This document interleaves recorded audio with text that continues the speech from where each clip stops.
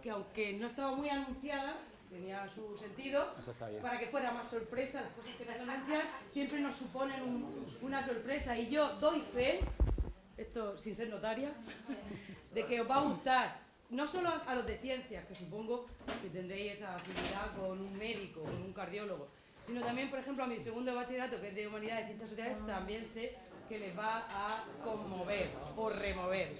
Él es Raúl Sánchez, oriundo de aquí de Caravaca, paisano vuestro, exalumno del instituto, supongo que un muy buen alumno, buenísimo, excelente alumno. Él ahora os hablará de su relación que tiene con Caravaca, con vuestra tierra. Y aunque viene aquí presentando parte de su libro, No somos héroes, que también después os cuestionaréis si lo son o no lo son. A mí me lo hizo cuestionar hace un mes que vino a darle una charla a los de cuarto de la ESO. Como persona, lo poco que lo conozco es intachable, poco podríamos decir de él. Como persona, como cardiólogo, podríais googlearlo y veríais qué gran cardiólogo es. Y ahora, como orador, lo vais a comprobar. Aunque él humildemente dice que no ha nacido para esto, para dar charlas ni orador, pues comprobaréis que es también muy buen orador y transmite muchísimo. Y bueno, era solo con este torrente de voz que yo tengo para que os callaréis, pero punto, ya está. La presentación la iba a hacer Juan, pero no lo encontramos. Está genial, me encanta. Me encanta. Yo soy Juanico con pelo, ¿vale? Me encanta, Ana. Era la idea de Juan porque fueron compañeros de además Lucía y yo nos acordamos de ellos, alumnos muy participativos en todo lo que hacíamos, en la gincana, en todo, eran alumnos muy participativos. Sí, eso sí, y como vosotros, como todos, sois muy participativos, y yo pues seguro que os va a gustar como he hecho en la charla, porque alguna vez es que él no va a hablar, y si habéis leído el libro, vale, habla de su trabajo, pero es una reflexión sobre la vida, ¿vale? Con lo cual es aplicable a humanidades, a ciencia, a arte, a todo, porque es una reflexión sobre la vida. Así que yo seguro que os va a encantar. ¿Vale? Pues nada, dejamos con Raúl.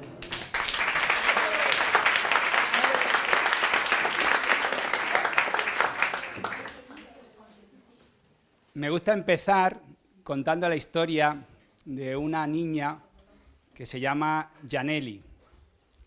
Yaneli es una niña que ahora tiene vuestra edad, exactamente vuestra edad, y que en el momento del confinamiento duro, ese 2020, cuando estábamos todos encerrados, pues se puso muy malita. Su corazón empezó cada vez a bombear peor la sangre. El corazón lo que hace es mandar la sangre al resto del cuerpo y empezó poco a poco a debilitarse. Se puso muy malita y tuvimos que conectarle una máquina que hace de corazón y pulmón, un corazón artificial. El corazón son 2 ventrículos que empujan la sangre para el pulmón y para el resto del cuerpo, y lo que le conectamos, 12 horas operándola, fue 2 ventrículos y se veían los tubitos que salían por fuera y podíamos ver los ventrículos bombeando su sangre. Tengo el recuerdo de Yaneli en la UCI pediátrica, la UCI donde están los niños, llena de adultos intubados con COVID, y Yaneli en una esquina. Las cosas a veces aparecen cuando menos te lo esperas. Es más, yo creo que lo bueno aparece cuando no lo piensas. Esa es una de las primeras reflexiones. Los padres me preguntaban, Raúl, ¿cuándo va a aparecer el corazón de Yaneli? Estaba en lista de espera para trasplantarle el corazón. Era su única opción. Y yo le decía al padre, el día que no lo piense, aparecerá el corazón. En lo peor del confinamiento, sería a principios de abril del 2020, yo creo que estábamos, el Hospital de La Paz tiene cabida para 1000 pacientes, eso nos dijo el director médico al principio, y ya estábamos en 1300 pacientes, 200 pacientes, 200 personas con su nombre en la urgencia esperando el ingreso, nos llaman y nos dicen que hay una oferta para Yaneli. ¿Esto qué quiere decir? Una oferta, que hay un corazón para Yaneli. Voy a la habitación y el padre justo ese día se había ido a Navarra. Ellos son de Navarra, tenía que hacer cosas, llevaba casi un año en el hospital entre unas cosas y otras. Y dice, la madre, pero ¿cómo? Si no está su padre. El día que no pensaron que iba a aparecer el corazón, aparece. El equipo se divide en 2 partes. 3, 4 cirujanos, vamos a por el corazón, otros 3, 4 se quedan para colocar el corazón. El momento más espectacular de lo que yo hago, y es un oficio, no tiene ningún mérito, de verdad, ya os explicaré por qué, no tiene ningún mérito, es un oficio. Me gusta recordar que yo hace unos años estaba aquí sentado, aquí, por eso para mí hoy es un día de mucho agradecimiento poder estar en el instituto que me vio nacer, es así. El momento más espectacular, más especial, es cuando Yaneli no tiene ya su corazón enfermo, tenemos una pinza puesta en la arteria aorta, que es la más importante, es como una manguera que riega todo el cuerpo. Nosotros cosemos el corazón y esos primeros minutos, cuando quitamos la pinza y empieza a latir el corazón, sabemos todos los que estamos en el quirófano que va a marcar la vida de Yaneli. Si en 3 minutos ese corazón empieza a latir, Yaneli tendrá una oportunidad en la vida. Si no late, sabemos que va a ser muy difícil que vaya hacia adelante su vida. En el trasplante se mueve la vida y la muerte. Es el dolor más grande, una familia que ha perdido a otro niño, y la alegría más grande, una familia que ve que su niña no puede seguir adelante y la vida le da una oportunidad. El drama y los milagros se juntan en un mismo acto. Pero no solo eso, el trasplante nos enseña que nadie está por arriba y nadie está por abajo. ¿Por qué digo esto? Hemos tenido familias muy poderosas que su nieto, su hijo, está esperando un trasplante, está esperando un corazón, y cuando vas a por el donante y vas a ese corazón, esa familia con toda la solidaridad, con todo el dolor, ha dicho que sí, ves que es una familia inmensamente pobre. Hijos de inmigrantes que cruzan el Mediterráneo, que muchas veces aquí no ofrecemos nuestra mejor cara y sin embargo ellos ofrecen el corazón de su hijo. Cuando estás delante de eso, piensa, nadie está por arriba, nadie está por abajo. Es una de las enseñanzas que os quiero traer aquí. Muchas veces nos pensamos algo, o muchas veces nos pensamos muy poco. No. La escena, volvemos a la escena del corazón de Yaneli, estamos 10, 12 personas, imaginaros este pasillo, todos enfocados, mirando el corazón de Yaneli. Y empieza a latir, pum. Empieza a latir despacito. Es un silencio como el de ahora. Y conforme va latiendo, nuestro corazón se va taquicardizando, el de los cirujanos, porque vemos que va a tener una oportunidad. Cuando la operamos la primera vez a Yaneli, los médicos de la UCI pediátrica dijeron que tenía una infección, que no sabíamos si iba a poder seguir. Nos juntamos todos los cirujanos y dijimos que no era operable, que no iba a salir hacia adelante. Y los compañeros de la UCI nos dijeron, no, sí puede salir. Ellos creían más en nosotros que nosotros mismos. Otro de los mensajes que os quiero traer aquí.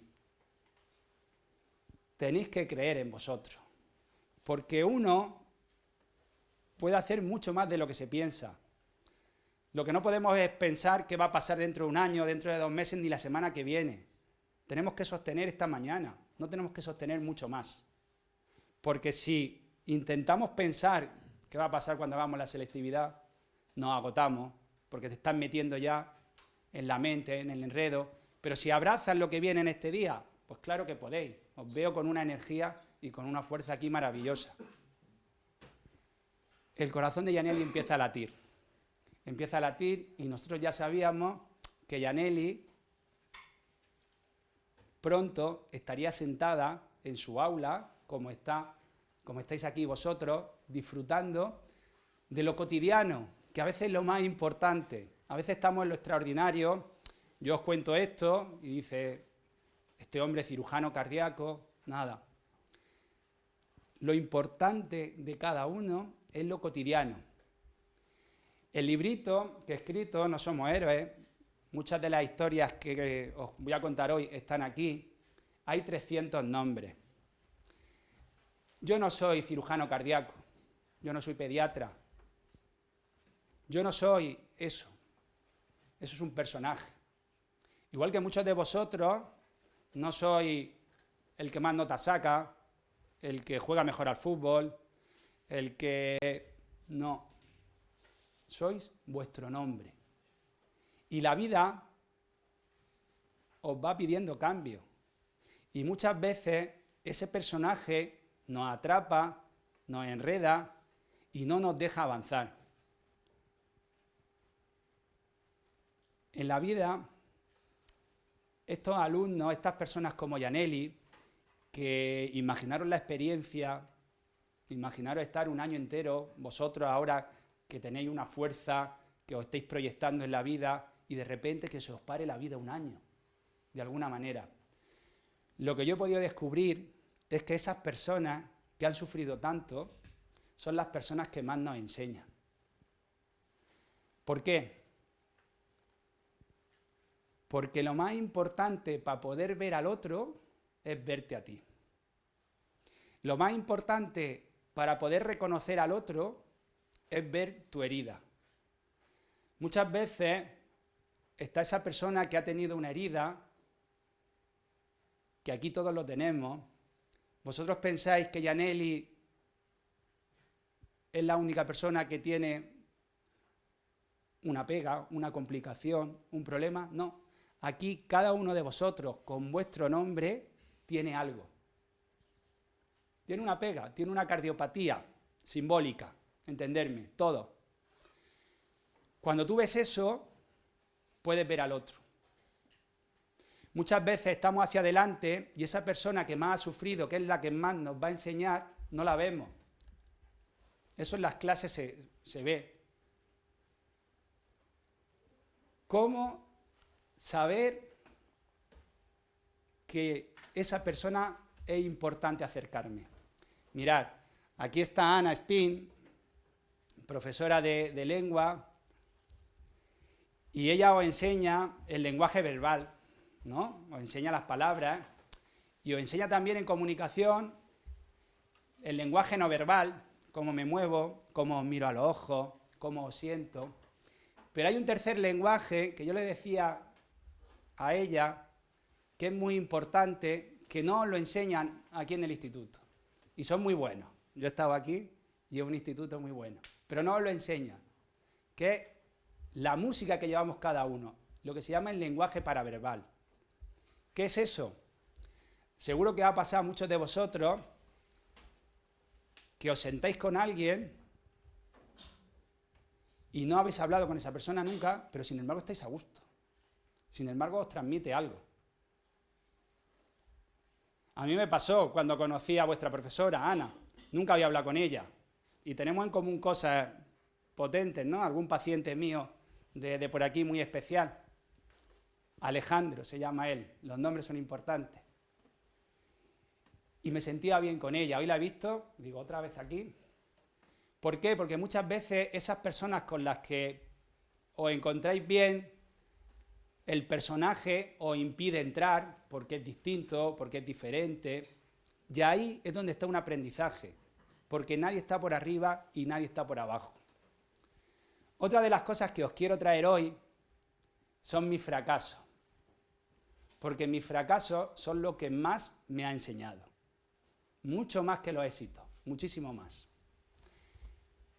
Hace poco ha estado Juan Fernández, que hablaba del año jubilar, de la Cruz de Caravaca.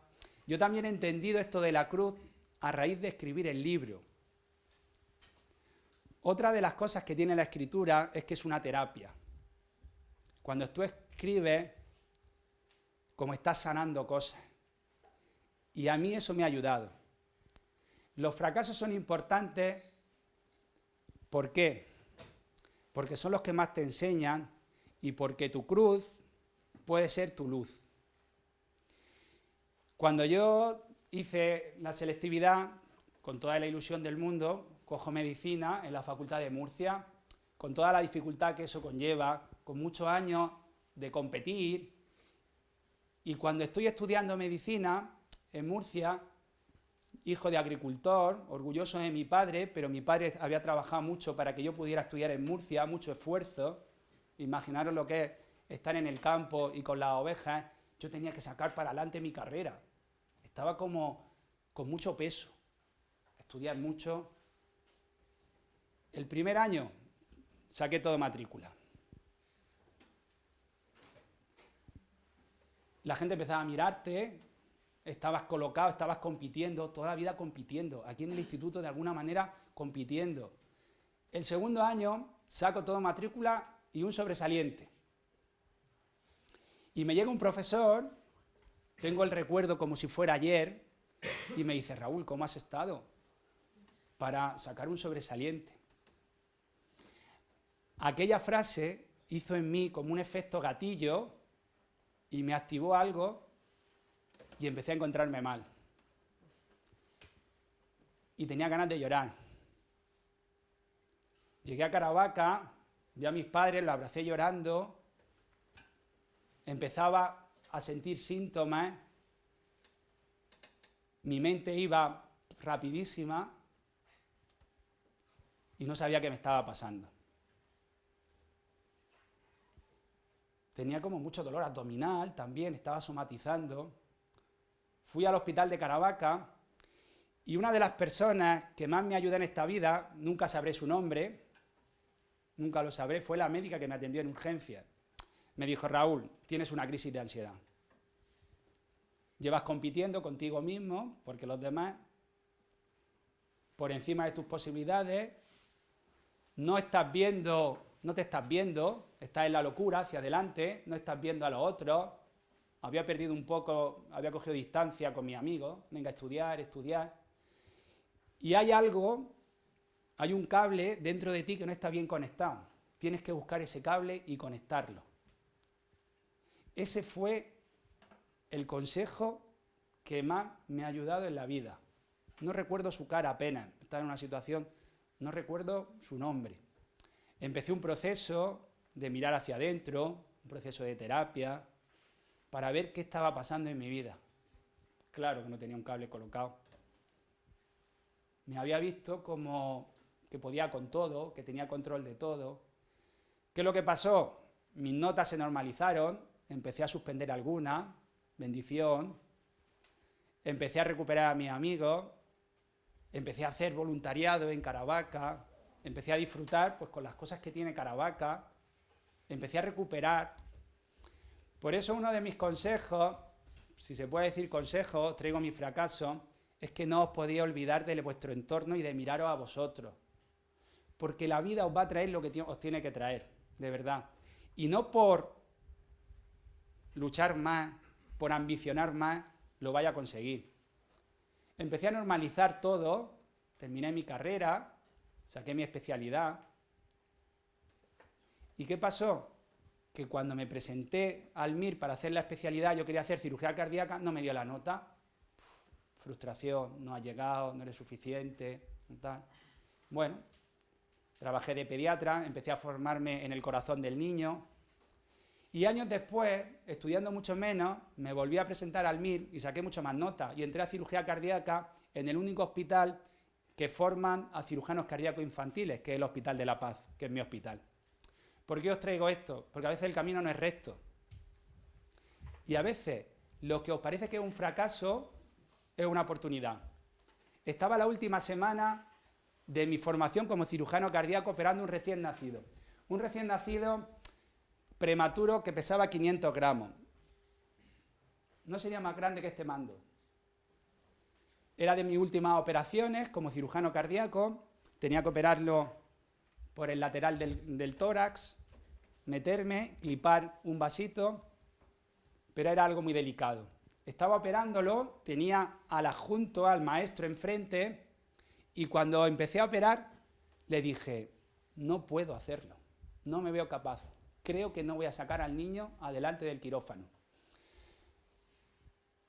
Hacer un cambio en el quirófano es complicado. Llevamos unos fotóforos, unas luces, unas cámaras, está todo conectado para que el cirujano pueda operar cómodo, toda la gente para ayudarte, y suponer hacer un cambio era perder 30, 40 minutos, todo el mundo mirando. El quirófano, yo digo muchas veces que no es un sitio privado, en el sentido que estamos 10, 12 personas para un paciente que pesa esto. Bendita sanidad pública también. El maestro me dice, no, Raúl, ¿estás preparado? No, creo que no lo voy a sacar. Bueno, me ve tan convencido que hacemos el cambio. Él sigue la cirugía, lo termina, lo opera, sale bien, sale hacia adelante el recién nacido, pero imaginaros cómo me quedo yo ese día. No valgo para esto. Yo ya tengo que dejar la cirugía cardíaca. Unas semanas después se juntaban todos mis compañeros para decidir si había una plaza en La Paz de cirujano cardíaco, si yo me quedaba o no. Yo dije, ¿qué va a decir uno de mis maestros? Es incapaz de operar a un recién nacido que forma parte de nuestro trabajo. Cuando le llega el turno a él me lo ha contado después, yo no estaba delante, él vota a favor de que yo me quede en el equipo. Porque dice, este cirujano es capaz de dar marcha atrás, es capaz de reconocer sus limitaciones.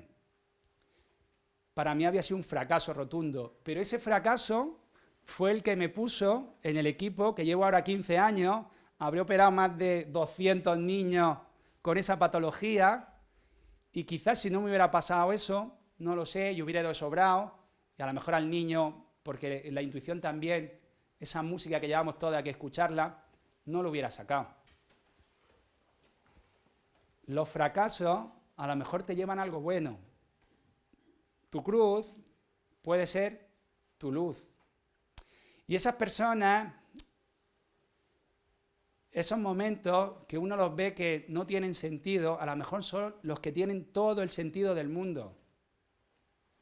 Su vida ha merecido la pena.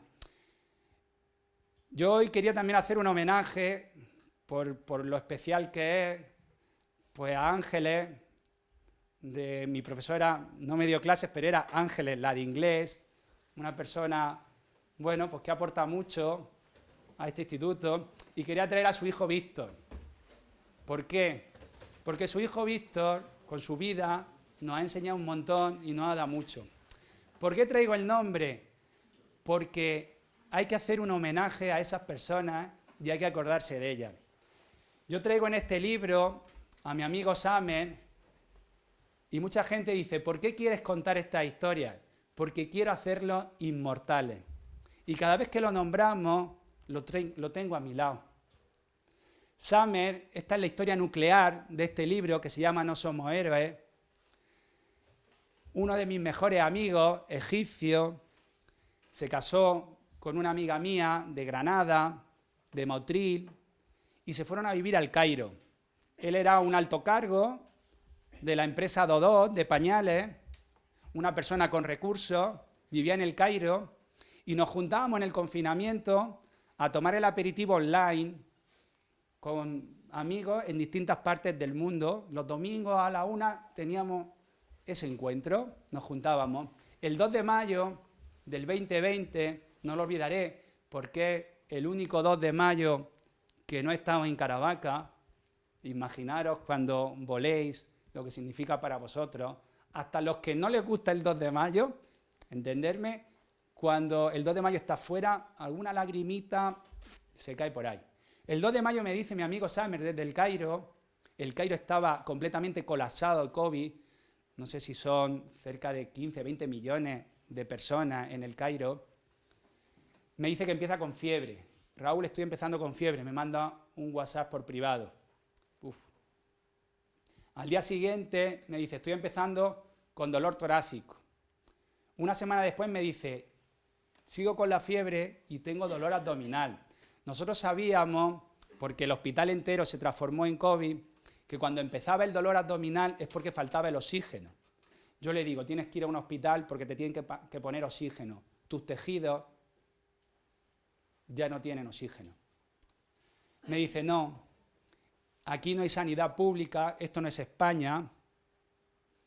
Aquí los hospitales públicos son sitios donde los pacientes entran y no salen. Y las clínicas privadas están prohibidas por el gobierno. Él es ingeniero, los que tenéis pensado ser ingenieros o ingenieras, sois personas que sois capaces de solucionarlo casi todo. Ese es el espíritu del ingeniero. Muy mentales, pero capaz de solucionar casi todo. Él dice, yo alquilo una bombona de oxígeno, le explico cómo hay que poner heparina, porque uno de los tratamientos fundamentales de esta primera variante del COVID es que producía trombosis, y se encierra en una habitación de su casa en El Cairo y empieza a ponerse heparina y con unas gafitas con el oxígeno. Cada vez se va poniendo peor, con una niña de 1 año en su casa, con su mujer española, en un país complicado, y yo creo que se me va a morir en la casa. Le digo, tienes que ir a una clínica. Meto en un grupo que teníamos de WhatsApp a una prima mía internista porque necesitaba apoyo.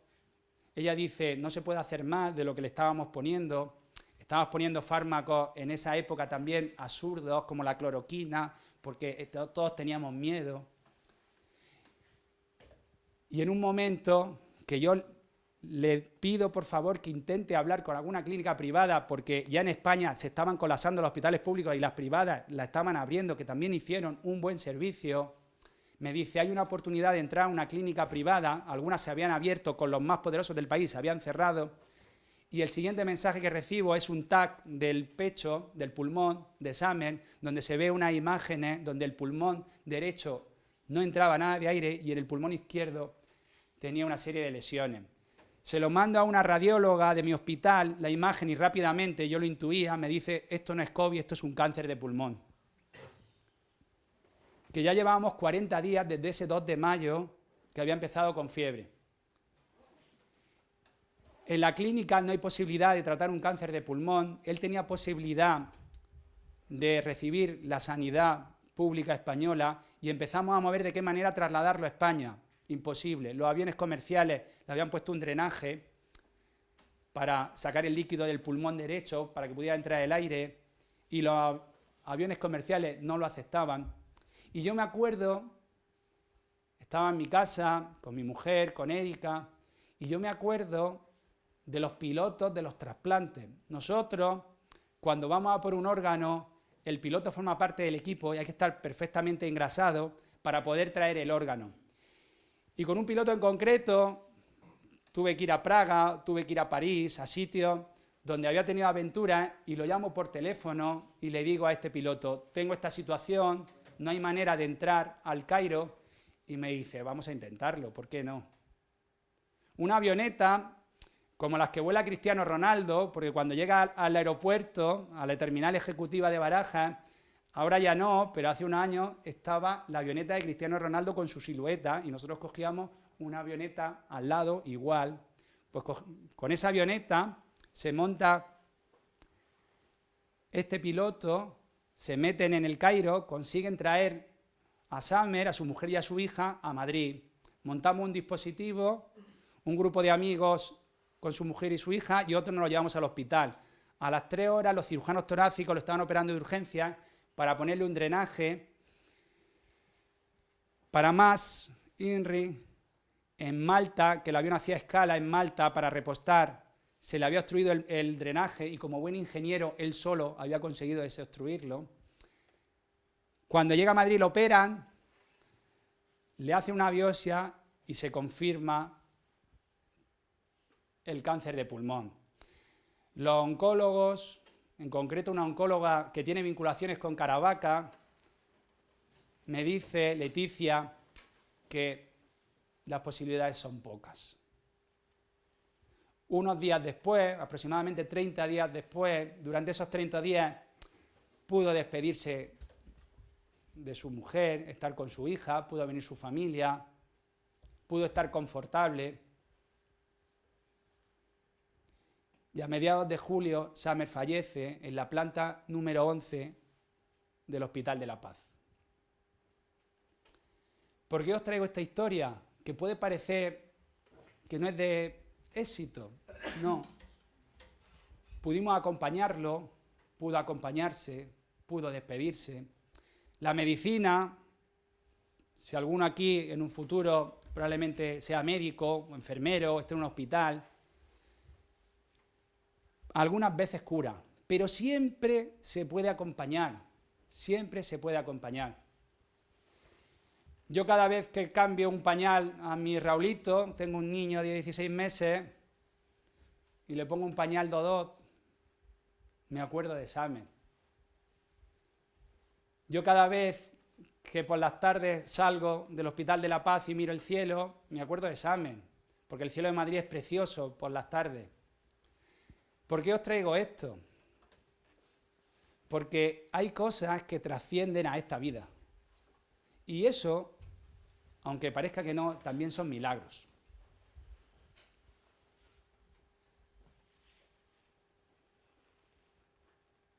Ya para terminar, os voy a traer otra historia. Os veo como muy silenciosos. No sé si porque no me estáis escuchando o porque estáis conectados con la historia. ¿Queréis hacerme alguna pregunta? ¿No? Mirad, en una de las charlas que di aquí mismo, hace unas semanas, cuando terminé, se me acercó una de vuestras compañeras y me dijo, gracias, había leído el librito, y me dijo, gracias, porque yo jugaba de pequeña con Miguel, que es una de las historias que cuento, y nadie me había hablado de él, hasta que leí uno de los capítulos del libro. Y me lo decía llorando, pero sus lágrimas no eran de tristeza, de verdad, eran de emoción. Muy importante también sacar la emoción. Ya para acabar, os voy a contar la historia, un pequeño milagro que tuvimos en el Hospital de la Paz, para que veáis que las casualidades no existen. Las cosas pasan por algo. Os voy a contar dos milagros. Nace Miguel, otro niño, otro Miguel. Es un niño que al poco tiempo, a los meses, lo diagnostican de una enfermedad rara, no me gusta lo de rara, poco frecuente, que se llama la enfermedad de Pompe. Los médicos le dicen a la familia, a su padre y a su madre, a Charo y a Antonio, que no se puede hacer nada, que la medicina en ese momento en España no ofrece nada más que acompañar, que ya es mucho. Pero estos padres son gente formada, valiente. Yo siempre digo que la fuerza mayor que hay en la vida es la de una madre. La del padre también, pero la de una madre es una fuerza, tiene una fuerza. Ellos son gente con mucha formación, capaz, y empiezan a investigar. Y la enfermedad de Pompe, falta una enzima que hace que los músculos no puedan tener la glucosa. Los que sois de ciencia, es fundamental la glucosa para que el músculo pueda trabajar. Y falta la enzima que transforma esa glucosa en energía y los músculos se van apagando. Y durante ese tiempo se había descubierto esa enzima y se había podido sintetizar en Holanda y en Estados Unidos, y habían empezado unos niños a recibir el tratamiento en Estados Unidos y los resultados eran muy alentadores. Empiezan a remover, empiezan a mover, ellos vivían en Almería y llegan a colocarse delante de la que era ministra de Sanidad entonces, Ana Pastor, y llegan a colocarse delante de Zapatero, el que fue presidente del gobierno, que estaba en la oposición, y le dicen que hay 20 niños aproximadamente en España con la enfermedad de Pompe, su hijo no era el que peor estaba, y las posibilidades de traer esta enzima en España. El coste era brutal. A mí me gusta contar esto porque a veces vemos las noticias y parece que todo es como muy negativo y no vemos lo que hay en el fondo de muchas cosas. En esa semana, Felipe González, el que fue presidente del gobierno, era expresidente del gobierno, estamos hablando hace aproximadamente 20 años, iba a ver a Bill Clinton, que fue presidente del gobierno de los Estados Unidos, porque tenían una relación muy buena de cuando fueron presidentes. Y en la agenda iba, qué casualidad, a la ciudad donde se sintetizaba la enzima y donde se ponía el tratamiento. Y en la agenda de Felipe González estaba el nombre de Miguel, de nuestro niño.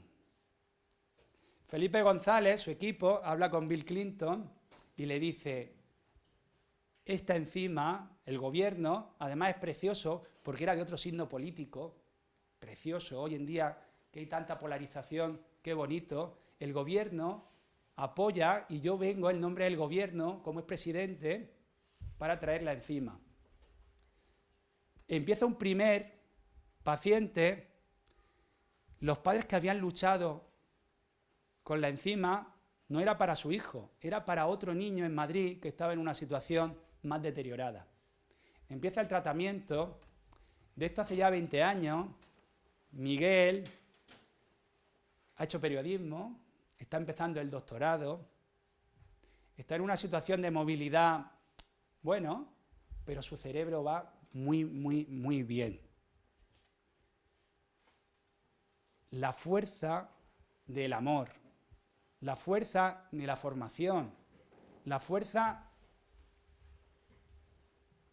de buscar aliados, de buscar equipos y la fuerza de que dos partes distintas, también desde la política, se pongan de acuerdo, hacer puentes.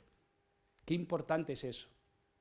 Hace poco nos llaman del gobierno de Portugal, al Hospital de la Paz. Nos dicen que tienen un niño, Gabriel, se llama él, que lleva 4 meses en ECMO. ECMO es un dispositivo de corazón artificial que a través de las femorales se le ponen 2 tubitos, uno para sacar la sangre, va a una máquina que se llama ECMO que lo oxigena y lo manda por la otra femoral para poder mantenerlo con vida. En Portugal no se pone estos corazones artificiales que le habíamos puesto a Yaneli.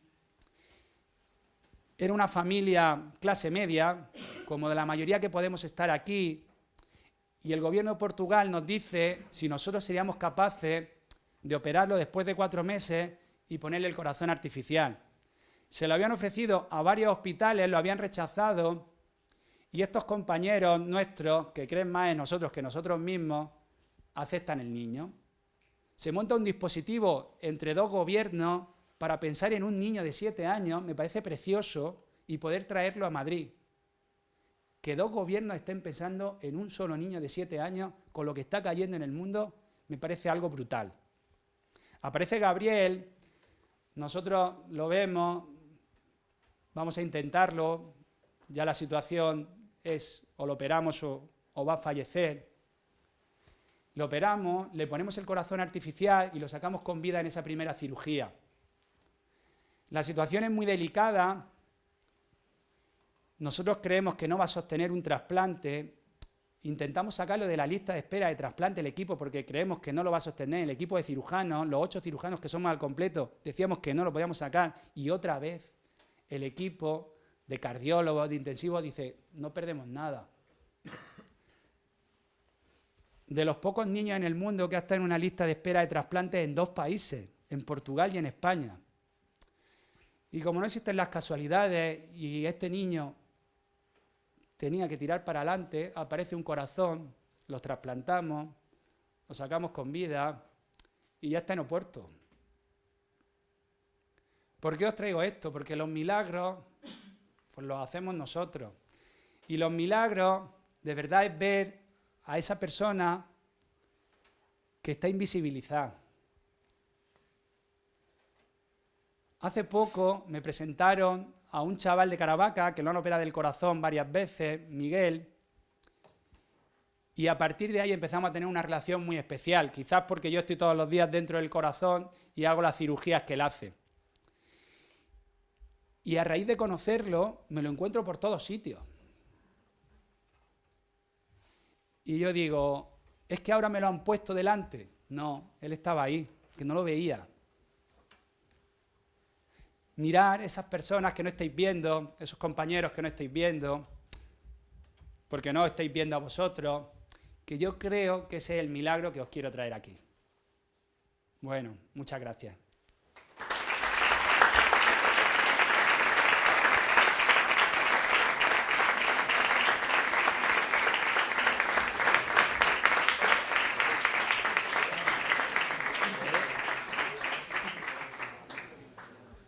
¿Alguna pregunta?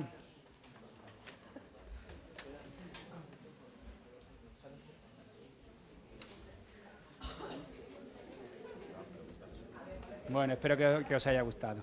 Vale, muchas gracias.